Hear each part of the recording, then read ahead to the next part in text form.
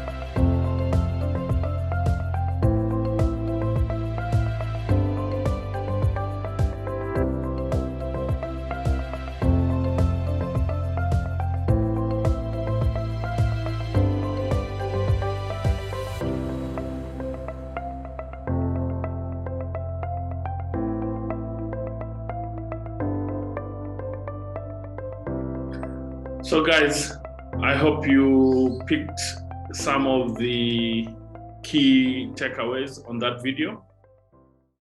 Anyone has a comment on that specific video? Sure, I have one. Next time. Yes, Ashanet. Yes. So one, I think definitely something you raised earlier that really struck me is whether you like it or not, whether you're active or not, you have a digital footprint. And so the key is about do you have control? So that really struck me. Exactly. But a question I have around the personal branding. You asked the question, who are you? What do you want people to know you for? Now the question, who are you, is very broad. And I'm wondering, are there a couple of sub questions under that broad question that we need to reflect on as we think about sort of our personal? Why would you think the question, who are you, is very broad? So let me just turn that question back to you. Ashanet, who are you? How would you like people to know you for? Yeah. How broad is that? Yeah. So let me try and explain why I think it's very broad. Because as an individual, there are many facets to me. So for example, I am a mother, I am a consultant in social justice, I'm a lawyer, I am an entrepreneur. So there are those different sort of aspects to me. And so when you ask, who are you? Does one need to choose sort of the one major thing? No, you don't need. So that's where I'm coming from. You don't need to choose. It's all in who you are. Because, so let's just take all the stuff that you've just said. Yeah. When you are in a work situation, yes. Do you not bring your personal life a little bit? Do you not talk about your kids? Do you not talk about your husband, your girlfriend, your boyfriend, your partner? I mean, a little bit when it's appropriate. Exactly, when it's appropriate. Yeah. So basically, you weave a story about yourself, right? But it also is very dependent on the platform that you choose. And if you hold your thoughts on that as we go along, you will get you'll get a little bit about what I mean. But what you've raised is a very important component of your personal brand. So if you look, as we go along, we will see some of the different platforms that you can use. But those platforms are also dependent on who or what you want people to see about yourself. You get me? Yes. Okay. So as we were, in the earlier days of the internet, and a few of us here probably may remember, is before social media, guys there was a joke, somebody was having a drink somewhere in a Nairobi pub, and he looks around and turns around and said, guys, I've just gotten this feeling someone has just Googled me. Today, nobody needs to Google you. Well, maybe they do need to Google you, but there are probably easier ways to get more information about Ali Hussein or Grace Kidaiga or Moara by going onto their social media platforms. Or if they don't have their social media platforms, chances are their close relatives or close friends have a social media platform. And one way or another, you find yourself with a digital footprint that you probably have no control of, because you have never thought, if you decide that you stay away from social media, that means everybody else stays away from your brand as far as social media is concerned. That doesn't work like that anymore. That's the unfortunate bit. And I have an interesting story, having a drink with a few friends some years back. And one of us basically has a complete,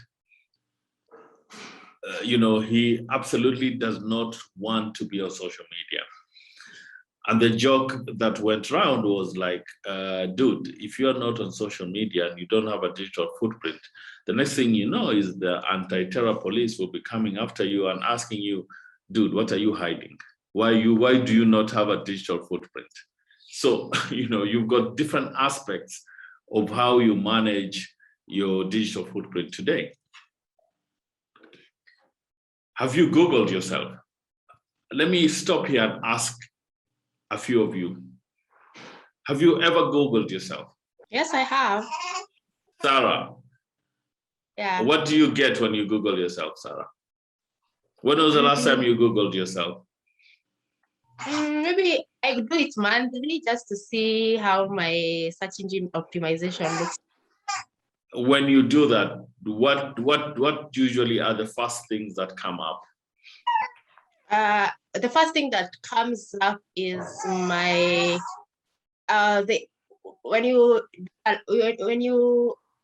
are a journalist, there's a platform that it takes up the stories that have your name. It's called MUCLA. So that is the first thing that comes up, and my Instagram. Yeah. Yeah. Eunice?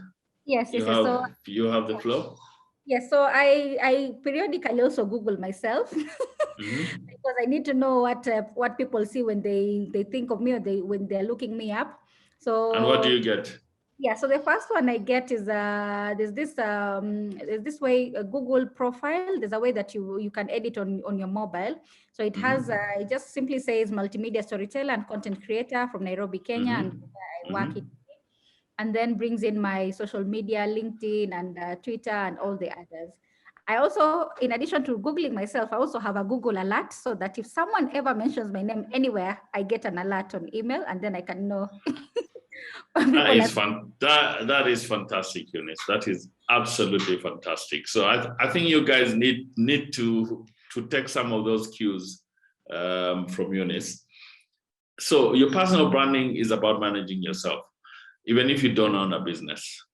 In this day of misinformation, disinformation, semi-permanent Google records, you have to really be careful how you do this. So I want you guys to do an exercise. As we are doing this, Google yourselves, please. Each one of you, Google yourselves. And then we will come back to it as we move along. One thing that is very, very important for you to understand about your digital engagement and your digital platform is this. And I want you to pay clear attention to this. We are all human beings.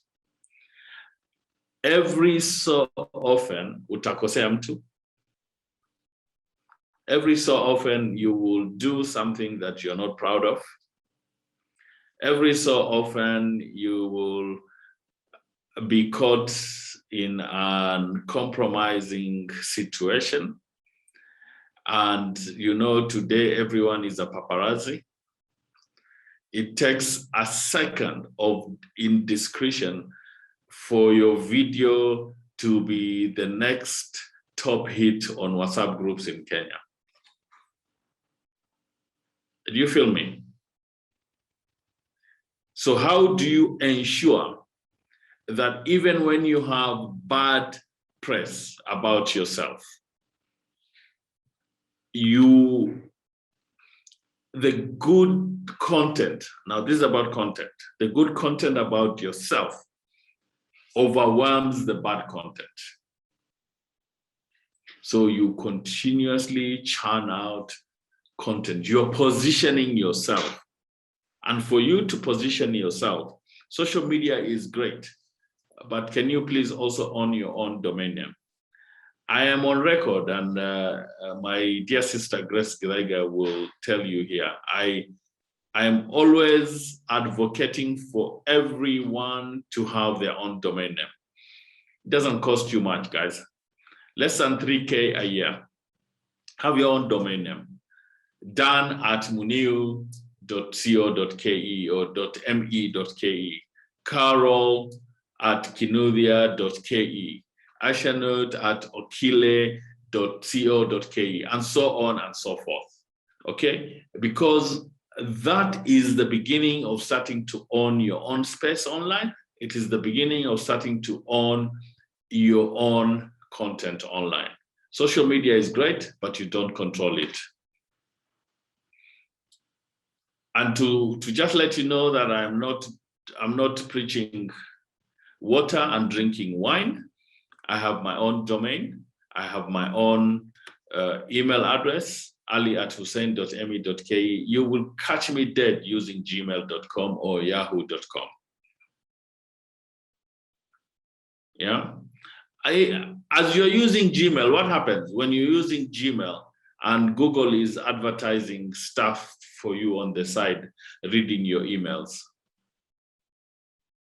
You need to start taking control of your digital footprint, okay? Be yourself. This is the other thing. Authenticity online is the most critical thing. Be yourself, because everybody else is already taken. Why would you want to imitate Kim Kardashian? For what reason? Who tells you you cannot be the next Kim Kardashian? Why would you want to imitate Elon Musk? Kwani akona nini na wewe hauna? Right? Start from somewhere. I know it's always a challenge to begin something, but just break that mold and begin somewhere, okay? Important encounters. A first impression is usually made in less than 30 seconds. Studies have shown it can take 20 new interactions to change that first impression. So, quick question, and honest feedback from each one of you. When I started this presentation today, what was your first impression of me? I'll Eunice? go first. Go ahead. That you're very confident. I'm very confident. What made you say that? I think it's the presence you occupied in the space, in the way you expressed yourself. Yes. Okay. Great. Who else wants to go? Liz Orembo. My first impression today. Yes. I had the impression that you really know about this topic, and you're also a leader in tech. Okay. Thank you, Liz. Dan Munio. I'll give a story, a backstory. When Cynthia told me I'll be talking in this event and sent me the program, I looked at your name below my name, and I've been seeing you on LinkedIn, on different boards. I was feeling so small. I was telling Cynthia, you're putting me on the same list with Ali. So my first impression was this great man talking and everything, but now easy to have you here. Thank you, Dan. Eunice? I think for me, I've seen you on LinkedIn, and in fact, I knew you before I even got into the tech space. Okay. And I reached out to you when I was doing something for Scientific African magazine around AI. Yes. The first techie kind of thing. And I remember just thinking to myself, wow, when I was reading about the work you've done, I was like, well, okay. And then now when I see your profile, and I liked how you did your cover image, it has your link profile, and then it has the topic. I'm going to copy that at some point. I think that's really important, because then it's already branding yourself. So it told me that you're confident and you know what you're going to talk about. So I like that. Yeah. Okay, so here's the thing that you can take away. You don't have to wait when you're making a presentation somewhere, when people are expecting you in a meeting somewhere and you want to make a good impression, don't wait until the first day. So if you go to LinkedIn just now, you will see that I talked about first thing in the morning today. If you just Google my name on LinkedIn, you will see that I talked about what I'm doing today morning.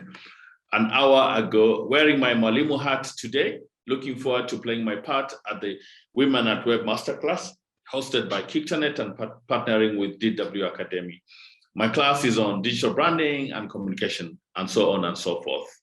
All right, so already you are starting to make an impression of yourself before you get there. And you know, guys, let me just say one thing. The internet is the great equalizer. It is the thing that has given everyone the world over the same opportunity. All you need is connectivity, a good smartphone, desktop, I mean, whatever tool you can get. So when you don't make use of opportunities to create yourself a cut above the rest, you don't have anybody else to blame by yourself. For example, whatever platform you choose, just know that there are few people who make impassioned contributions to platforms. For example, out of more than 600 to 700 million LinkedIn users, only 1% post regularly. Only 1% post regularly. So imagine it's this simple. If you post at least once a week, you are on the top 1% of contributors on LinkedIn. Now, really, how hard is that, guys? But don't post matope on LinkedIn, because LinkedIn is a professional platform. You can get away with posting, Instagram stuff, but LinkedIn is an interesting platform that drives your professional profile and brand. But also LinkedIn is also an interesting platform because inserting every so often some personal stuff about yourself just makes your connections connect with you on a personal level. And let me tell you something, as a professional, when people connect with you at a personal level, you're more likely to get business from them. You can take that to the bank, guys. Great, let's move forward. So creating and maintaining a social media platform, profile. Now, guys, I only have 30 minutes, so there isn't much I can say. I have so much to talk about, but I'll give you snippets today, and I will ask Mwara at some point that this group can create, a temporary WhatsApp group that we continue communicating for the next few days so that we can continue to learn from each other. I know we have a lot more, we have like tens of WhatsApp groups, but if you are willing to continuously learn, because I've got a lot to share. So 30 minutes is not enough. So to just give you a snippet, digital around the world, essential headlines for mobile, internet, and social media use. Total world population, 7.83 billion. Urbanization is at 56.4%. Unique mobile phone users, 5.22 billion, 66.6% of the world population. Internet users, 4.66 billion, which is about 60%. Active social media users, 4.2 billion, which is more than 50% of the world's population. So that's a background for you to, and I will have Mwara share with you this presentation. Top 12 social media platforms in 2021. Is there anyone who doesn't know any one of these icons here? I'm aware of all of them, though I'm a bit surprised why some of them are still big, like Snapchat and Pinterest. It's not one that I would think there's a lot of interest in. And then I think I don't know one. There's one with a blue background and the people's and people. Yeah. Wangari? Yeah, I didn't know the blue with the white people. Who knows the blue with white people? I think it's MySpace. No? No, MySpace died. Oh, okay. Long time ago. Wangari? No, I don't know it. Okay, you wanted to say? Let me answer Liz first. Pinterest and my Snapchat are still niche, but they still have hundreds of millions of users. But Pinterest is very interesting. It's becoming a place where artists are sharing a lot more, brands, because Pinterest is very, very visual, just like Instagram, but a little bit more professional than Instagram. So I'm not surprised that it's still there. Okay, so the one at the top here that people don't know, that's homework. Go look for it. But now we are here. Ask yourself, and going back to my initial question around personal branding, and going back to Ashanut, out of these 12 top social media platforms, how many are you in? Please raise your hand if you are in more. Please raise your hand if you are actively using more than 4 of each one of these platforms. Oh my. There are social media socialites here. Okay, I have Zambi, Daisy, sorry, I have Wangari, Sarah, Daisy, Zambi, Dan, Sandra, Eunice, Maria. These are the guys who are using more than 4. Okay, Wangari, which ones are you using? All but the one with the blue and white people. Oh, wow. All. Yeah. My. Okay. Some more This is quite interesting. Some more actively than others, but you have profiles on all. Pretty much, yes. Sarah? All, apart from the one with the white people and Reddit. Oh, wow. That is super interesting. Remember one thing. No matter how many social media platforms you have, you must have 1 or 2 primary ones. So 1 or 2 primary ones are the ones that define who you are. Please remember that, because social media is like really what we do every day today. No matter how busy you are, you integrate social media to your personal and physical life. Very, very important to understand this. And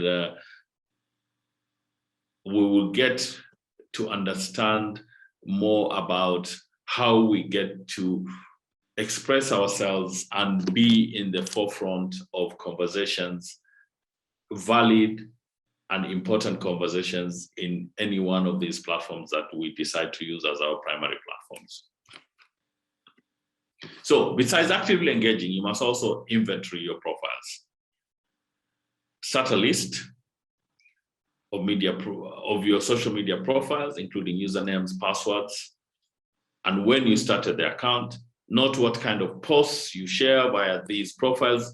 A lot of these social media platforms actually have statistics and analytics for you to actually be able to analyze yourself and see where you're going wrong, what you're doing, what you can do, how you can continuously curate the best content for your network and audience.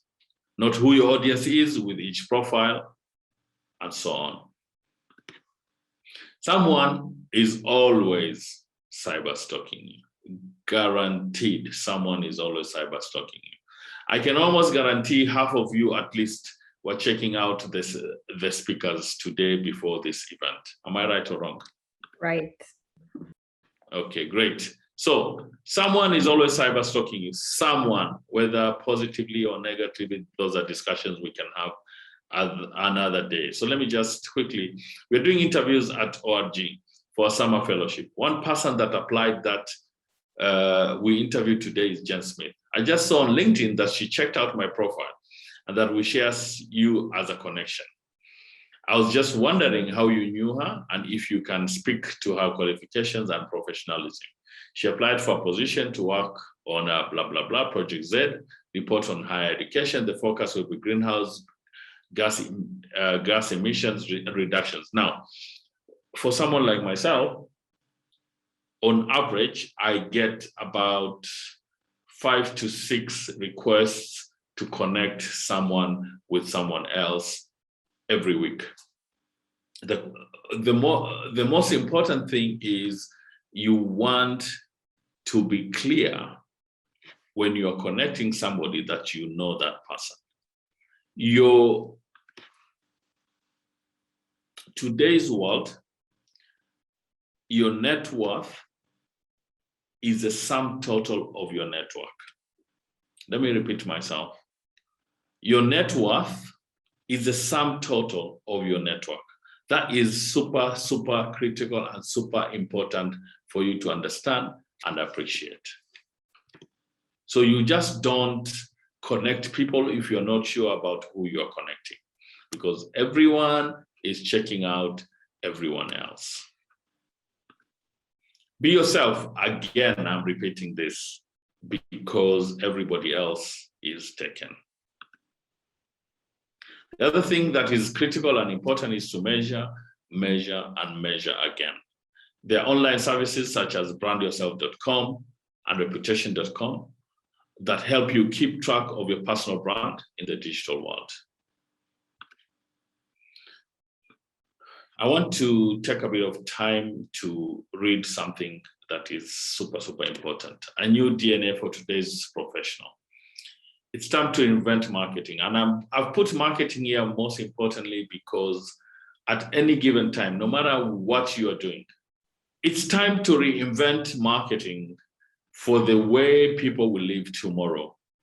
The brands of the future aren't being built through positioning strategy or advertising.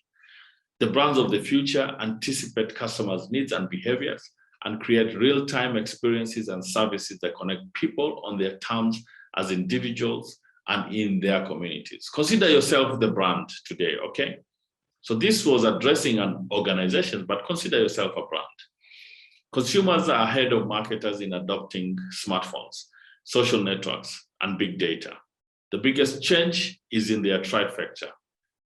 The brands of the future will create experiences and services that are so compelling that people will share their personal data and social graphs with them through their mobile devices.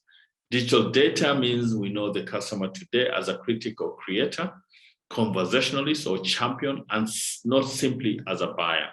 In this reinvented marketing, customers are the power and brand. The role of the agency is to be the advocate of the customer everywhere within the client enterprise. Now, consider yourself a brand and think about how personal brands like the Kim Kardashians have created phenomenals worldwide. Consider the fact that when Ronaldo signed with Manchester United, even the Queen asked for an autograph t-shirt. And probably the first time the Queen has asked for an autograph from anyone else in the world. And ask yourself, are you capable of getting to that level? And if your answer is an instant no, you ask yourself whether those guys who did that are aliens or they are human beings. I am happy to take questions or comments, as Mwana had given me 15 more minutes, so I have 5 more minutes to go. I can go, Ali. My question is, yes, if you want to rebrand yourself online, I'm sure most of us started on our online journey for social intentions, for connecting with friends after high school or whatever. And now you've evolved, you've become a content creator yourself. Probably you're working in the content creation space, or whatever place of work you're working as, you're producing and churning out content. So as a person, how is there a way to rebrand yourself from sort of like the look and feel you had online or your online presence before. So what are some of the ways would you advise someone to sort of like rebrand themselves? So first, the reason why I came back to this slide is be yourself. Everyone else is already taken. So it depends on what you mean, Mara, by rebranding. But you can't change who you are. Your experiences up to that point has defined who you are. So what you can do, I think probably the better word is repositioning yourself. Maybe that's what you meant, Mara. I mean, Mara, it could be would repositioning be a better word? Maybe it would be means you're changing who you are. So, it could be a better word, yeah. Okay, so let's start with visuals first. When you're in school, you're probably, if you are wearing, dreads and you have now changed and you are now clean cut, clean shaven, or you are wearing a nicely cut, beard, you start making sure that you are sharing enough of the new you. First, you start with all your profiles. On Instagram, on Facebook, on Twitter, you have your new look. All right. On LinkedIn, you have your new look. That's one. The other one is all about content. You are now sharing content of the new you, who you are. If you were a Muslim and you now become an Akorino, you are sharing content around being an Akorino and stuff like that. You are sharing not just visuals, but words, stories about the new you. And the other more important thing about positioning is two key things: content. The other one is about consistency. You have to be consistent. And so if you are repositioning yourself, you are changing who you are or who your beliefs are or how you want people to know you. It's all about consistency and content. And if you want that to happen faster, that means you have to do it faster. That means you have to position that new look every day, new you every day. Are we together, Mara? Yes. There's no silver bullet on this. You've got to put in the hard work. Yes, Ashanet. Thanks, Ali. Okay, thanks. So coming back to my sort of initial question, I'll admit that I'm like your friend who didn't want to have a social media presence. But I saw at the end of your slides, because you said that you should have at least two primary ones. I saw you have LinkedIn, Facebook, and your website. And really my question is sort of why those? Just and Twitter. Yes, yeah. That's more than two, but yeah. So for me, my social media presence is all about the professional side of me. But the professional side of me is also, so even as I talk about my professional side, I'm not a robot, right? So I am a human being. So every so often, I like to show the personal side of me, all right? So let me show you something. Let me just show you something. So yesterday was my birthday and my family did a cake for me, and shock on me, they did a LinkedIn cake, okay? So I shared this. So my family, led by my wife and my two beautiful daughters, decided to do me a LinkedIn cake. I was like, really? And they were like, you're this LinkedIn socialite. On that, I had to draw the line and introduce her to the term KOL, key opinion leader, not influencer. That term we leave for Instagram, Facebook, and TikTok. To my family, all my friends and well-wishers, I feel humbled and honored today. So that's my personal side, all right?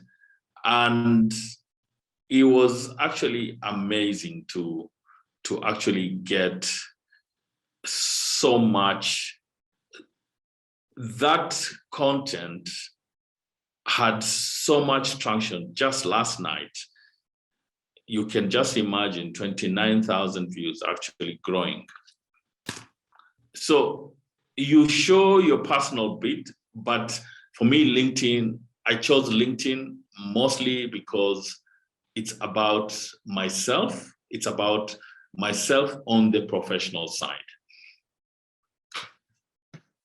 Now, if you are, if you are an artist or a producer and you are engaging more with individuals, then basically you probably make a choice of a different platform. Maybe you do Facebook because you are engaging directly with your audience who are not organizations. But for me, social media has always been about business, and LinkedIn is the best platform for business. And I link my LinkedIn to Twitter, so every LinkedIn post goes also directly to Twitter automatically. And I find Twitter interesting because of the fact that it's snippets. A lot of people go to Twitter to pick up news stories and then go to the bigger picture. So that was my choice. That was the reason why I chose LinkedIn as my primary. Facebook is mostly for family. And if you see, I'm hardly on Facebook because I don't like too much sharing of personal stuff. If you see on my LinkedIn, personal stuff is probably 1% of everything I share. And I do that so that people can sort of once in a while disengage with my professional stuff and also see that I'm a human being. I'm not a machine, and I'm not that person who's so unapproachable. Am I making myself clear, Ashanit? Yeah, very clear. Thank you so much. That's very good. You're welcome. Great. Liz? Thanks, Ali. I was just thinking, from reading a book on nowadays investments, everything is turning digital. We have to get comfortable also with digital assets. There are things you buy, they're not real. So the same way with connections.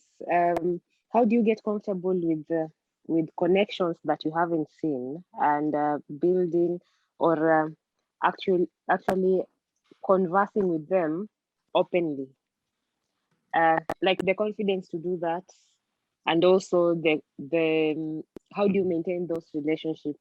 Yeah. So let me tell you an interesting story. Some of my biggest deals that I have received on LinkedIn are people that I've never seen, that I probably will never see. I think the most interesting digital conversations start happening when you start sharing stuff of value.